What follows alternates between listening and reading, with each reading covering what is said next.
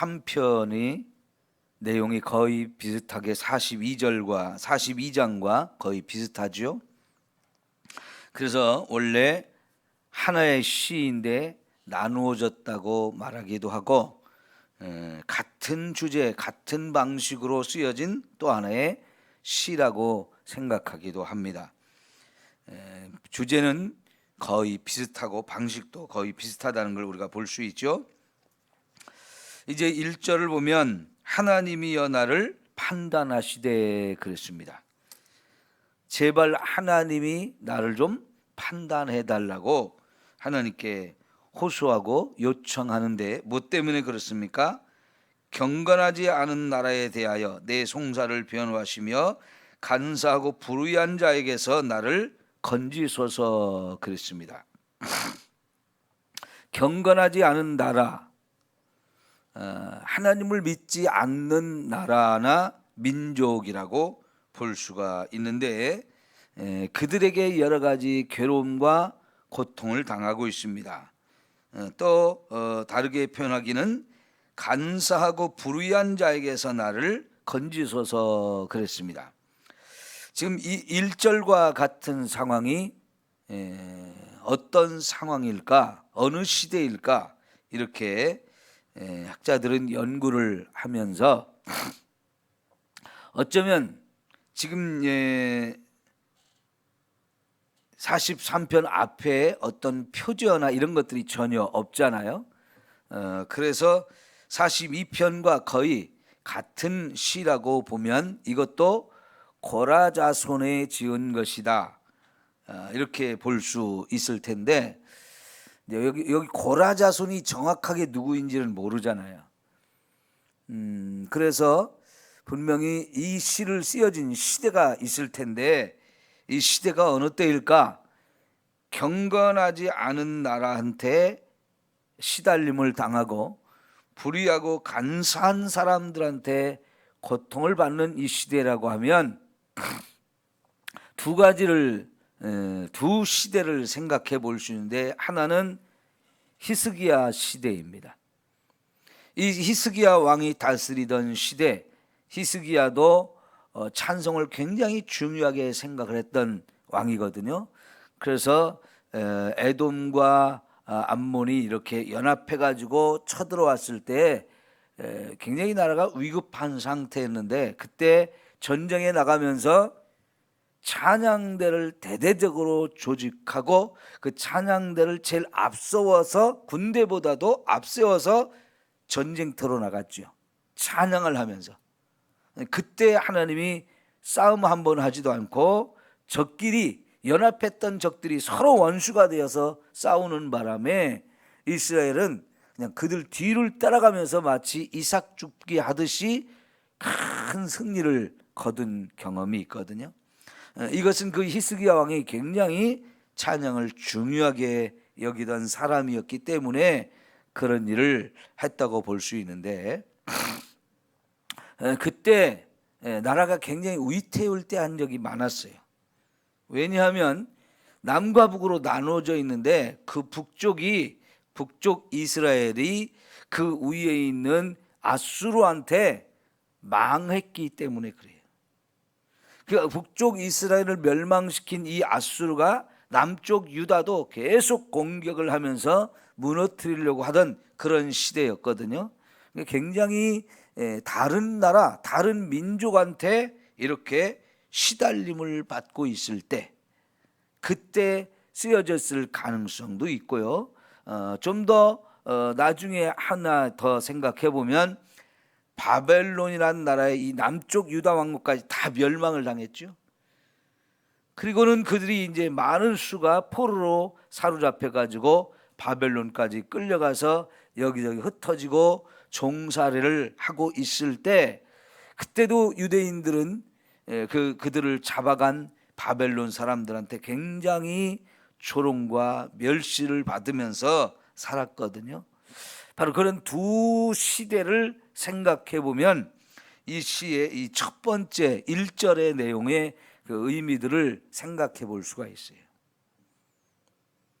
자, 그럴 때 이 시의 저자는 하나님께 제발 우리 좀 살펴달라고 이렇게 요청을 하게 되어지는데, 내가 무슨 큰 죄를 지어서 이런 일들을 당한다면 할 말이 없죠. 그죠? 그런데 하나님이 나를 판단해 달라는 얘기는 나는 죄가 없다는 얘기예요. 나는 이런 억울한 일을 당하고 이런 고통을 당할 만한 어떤 이유가 없는데 이런 억울한 일을 당했다는 얘기죠. 그래서 하나님 제발 제 속을 좀, 제가 어떻게 살아왔고 어떻게 신앙생활을 해왔는지를 좀 살펴달라고, 하나님이 나의 변호자가 되어달라고 이렇게 요청을 하는 거죠. 그 이어서 이제 2절을 보면, 주는 나의 힘이 되신 하나님이시거늘 어찌하여 나를 버리셨나이까? 내가 어찌하여 원수의 억압으로 말미암아 슬프게 다니니까? 그랬는데, 여기 2절에 하나님을 어떤 하나님이라고 고백하고 있어요? 나의 힘이 되신 하나님. 이 시의 저자는 하나님을 여전히 나의 힘이 되신 하나님이라고 의지하고 있어요. 그런 믿음을 갖고 살아요. 그럼에도 불구하고 지금 이런 어려움들을 내 주변에 있는 나라나 주변에 있는 사람들한테, 하나님을 믿지 않는 그런 불의한 사람들한테 이렇게 억울한 일을 당하고 너무나 고통스럽고 힘든 상황을 살아가고 있단 말이죠. 그러니까 뭔가 앞뒤가 안 맞아요. 우리가 보통 생각할 때 하나님을 잘 믿으면 만사 형통한다, 그런 생각을 하잖아요. 근데 지금 이 사람은 하나님을 그렇게 나의 힘이 되신 하나님이라고 열심히 믿고 의지하고 따르고 있는데 내 삶에는 이런 어려움들이 있단 말이죠. 그러다 보니까 내가 믿는 하나님, 그리고 내 삶, 이게 일치가 되지 않으니까 여기서 어려움이 생기는 거죠. 마음에 생각하기를 마치 하나님이 나를 버린 것 같이 되어진 거죠. 혹시 하나님이 나를 잊어버리신 건가? 하나님 나를 버리신 건가? 이런 의심과 생각들이 파고들면서 막 더 괴로운 거지요. 아마 저와 여러분도 이 시의 1절의 상황이 되어지면 이런 생각을 얼마든지 할 수 있어요. 나는 하나님을 정말 나의 힘이 되신 하나님으로 내가 의지하고 믿고 사는데 왜 이렇게 내 주변에 원수가 많고 나를 괴롭히고 힘들게 하는 사람이 많은지, 그것에 의해서 시달리고 억압을 당하고 고통을 당하다 보면 내가 하나님을 이렇게 열심히 믿는 게 무슨 소용이 있지? 하나님이 나를 도와주시고 지켜주시면 이런 일을 안 당해야 되는데 왜 이렇게 내가 힘들까 하고 고민이 되다가 결국은 하나님이 나를 버린 것 같다, 하나님 나한테 관심도 없으신 것 같다, 이런 생각이 들어서 그것 때문에 더 힘들게 되어줄 수 있어요. 그래서 어찌하여 원수의 억압으로 말미암아 슬프게 다니니까 하면서 스스로 탄식하고 참 너무너무 그런 생각에 의해서 또 시달림을 당하고 있는 그런 모습이죠. 자, 그런데 여러분 또 3절 보면, 주의 빛과 주의 진리를 보내시어 나를 인도하시고 주의 거룩한 산과 주께서 계시는 곳에 이르게 하소서. 자, 여러분, 그런 슬픔과 고통 속에 시달림을 당하고 있어도 여전히 또 한편으로는 내 마음속에 이걸 해결할 수 있는 방법, 이 상황에서 내가 벗어나고 이길 수 있는 방법을 알고 있어요. 그게 뭡니까? 하나님이 빛과 진리를 내게 보내주셔서 인도하실 때 내가 이 상황을 다 이기고 이 문제가 다 끝나서 주의 거룩한 산에, 그리고 주님이 계시는 곳에 나아갈 수 있을 것이다. 여러분, 이런 믿음을 가져야 저와 여러분이 당하고 있는 고난이나 아픔이나 어려움들 다 이길 수 있어요. 하나님에 대한 끝없는 믿음, 하나님을 향한 신뢰, 이게 너무너무 중요한 겁니다. 우리가 어떤 상황과 어떤 힘들고 어려운 환경에 놓여 있다 할지라도 나는 하나님을 믿는 사람이잖아요. 그럼 그 하나님이 내게 어떤 하나님인지, 그 하나님이 어떤 은혜를 우리에게 베풀어 주실 수 있는 분인지를 끊임없이 생각해야 내가 넘어지지 않고 믿음을 버리지 않게 되어져요. 이런 것까지 흔들려 버리면 살아남을 방법이 없는 거죠. 여기서 주의 빛과 주의 진리, 이것은 마치 내가 깊은 어둠 속에 던져져 있는 것 같고 전혀 앞이 보이지 않는 상황 속에 있기 때문에 하나님이 빛을 내게 비춰주셔야 내가 바른 길을 찾아갈 수 있고, 하나님이 진리의 말씀을 주실 때에 내가 하나님의 말씀을 따라가야 내가 살 수 있다 하는 거지요.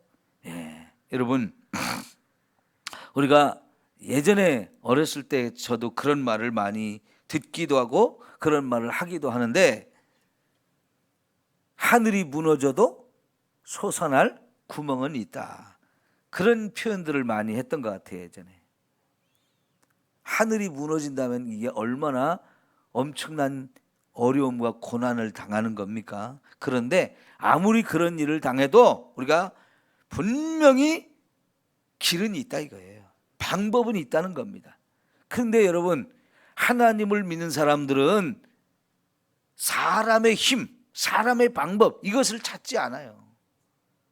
저와 여러분은 그렇게 힘들고 어려울 때 오직 하나님께만 내가 소망을 두는 것이고, 그 하나님만이 나를 구해 주실 수 있고 살려 주실 수 있다고 하는 이 믿음으로 하나님의 은혜를 구하는 거지요.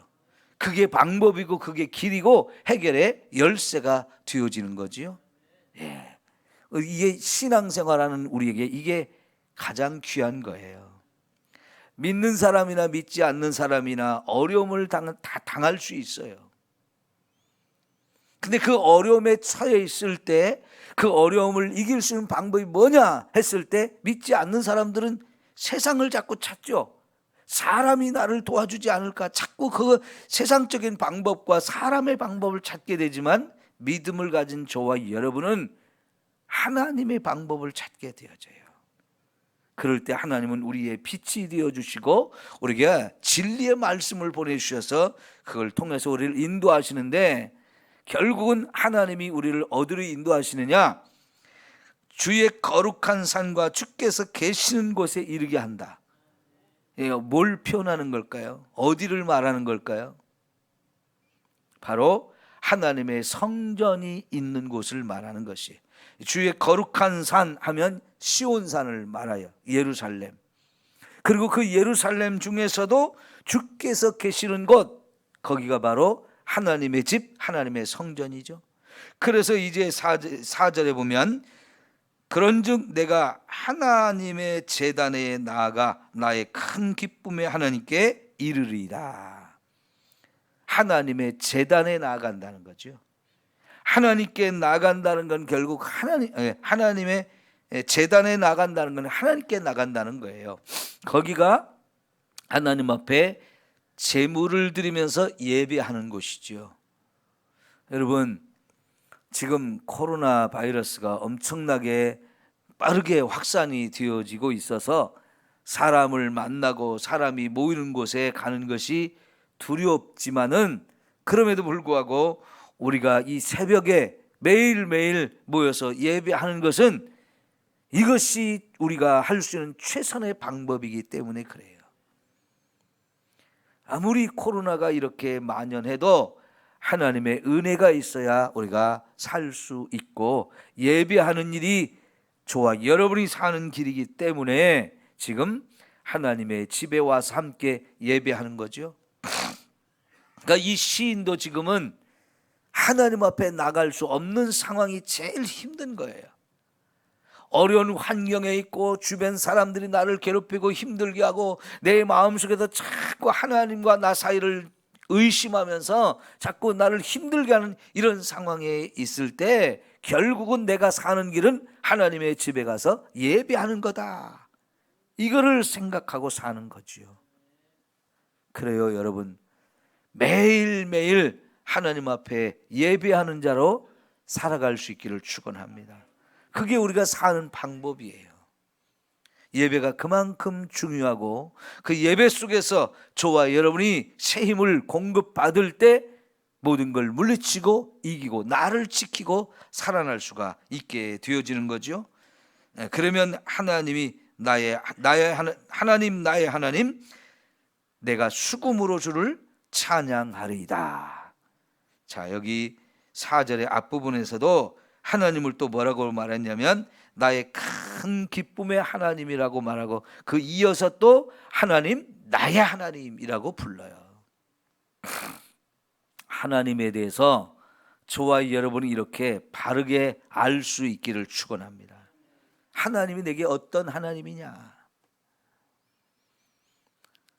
다윗도 하나님에 대한 고백을 할 때 나의 힘이 되신 여호와여 하면서 하나님은 나의 요새이시고 반석이시고 피할 바위시고 산성이시고 뭐 다양한 표현을 하잖아요.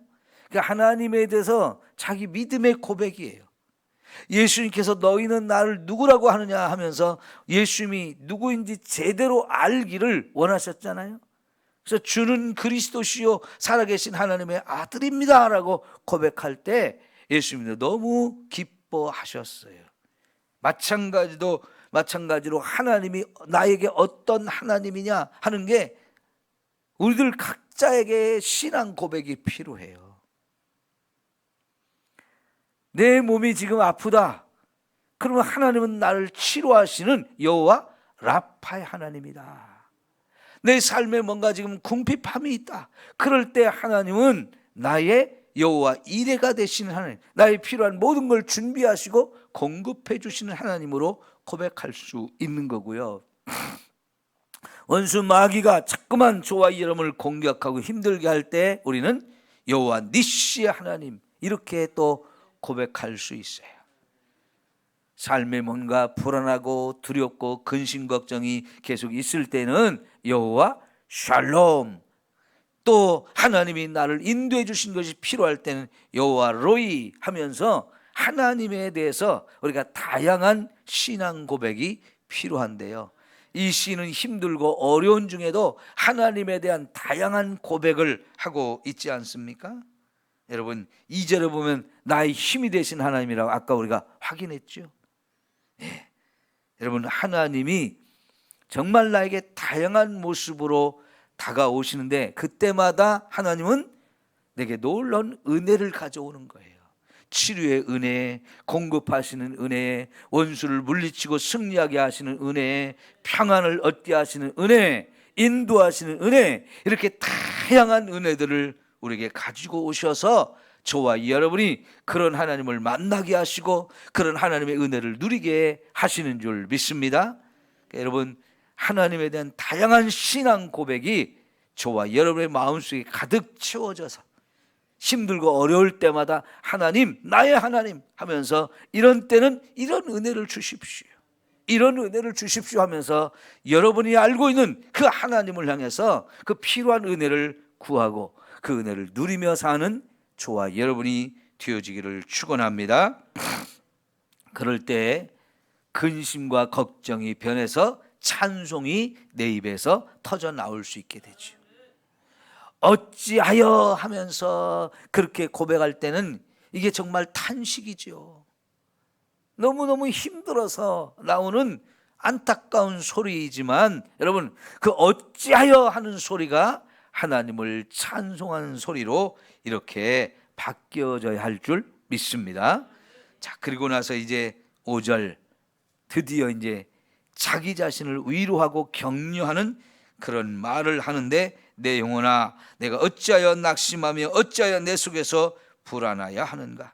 너는 하나님께 소망을 두라. 그가 나타나 도우심으로 말미암아 내 하나님을 여전히 찬송하리로다. 아멘. 여러분 자기 자신을 향해서 자꾸만 격려하고 위로하는 것이 필요해요. 요즘 세상이 너무 힘들다 보니까 이런 위로와 격려가 더 많이 필요한 세상이 되었거든요. 근데 여러분, 사람을 만나야 서로 위로도 해주고 격려를 해줄 수 있는데 자꾸 거리 두기를 해야 되는 상황이고 마스크도 쓰고 입을 틀어막고 살아야 되는 이런 상황이다 보니까 힘들어 죽겠는데 나를 위로해 줄 사람이 없어요. 그런데 여러분, 하나님을 믿는 저와 여러분은 하나님께 소망을 두면서 스스로 그 하나님 은혜 안에서 내 자신을 위로하고 내 자신을 스스로가 격려하면서 살아야 합니다. 어떤 사람들은 그러잖아요. 거울 앞에 딱 서가지고 할 수 있어, 하나님이 너와 함께 해주신다, 불안하고 두려워하고 염려하지 말고 하나님만 바라봐라 하면서 자꾸만 자기 자신을 향해서 이렇게 위로하고 격려하는 얘기들을 합니다. 여러분, 어떤 지금 베이징에서 올림픽을 열고 있는데 거기 나간 선수들 경기에 임하기 전에 얼마나 불안하고 막 긴장이 되겠어요? 그때마다 많은 선수들이 혼자 막 얘기하잖아요. 할 수 있다, 할 수 있다, 잘 될 거야, 잘할 수 있을 거야. 그러면서 자꾸 스스로 막 이렇게 자기의 마음을 다잡고 무너지지 않도록, 염려하지 않도록 자꾸 이렇게 하잖아요. 우리도 마찬가지예요. 세상을 살아가는 일이 결코 만만치 않고 참 힘이 드는데 하루를 시작하는 그 시간에 우리가 하나님 앞에 나와서 이렇게 예배하고 찬송하고 기도하면서 하나님의 말씀을 통해서 이런 힘을 얻어가지고 자꾸 내 자신을 깨우고 스스로 격려하고 이렇게 세워서 오늘 또 한번 살아봅시다. 하나님이 나와 함께 하신다, 하나님 나를 이끌어 주실 것이다, 이런 믿음을 가지고 자꾸 내 스스로에게 용기도 주고 다짐도 하고 격려도 하면서 여러분 힘있게 하루하루를 살아갈 수 있기를 축원합니다. 세상이 우리를 위로하지 못해도 하나님은 우리를 얼마든지 위로해 줄 수 있어요. 그런 하나님의 위로의 말씀을 붙들고 내가 내 자신에게 자꾸 격려하고 위로해 주는 이런 삶을 살 때 여러분, 아무리 힘들고 어려운 상황이라도 포기하지 않고 넘어지지 아니하고 또다시 새롭게 일어나고 또다시 시작할 수 있는 이런 은혜가 저와 여러분의 삶이 되어질 줄 믿습니다. 기도합니다.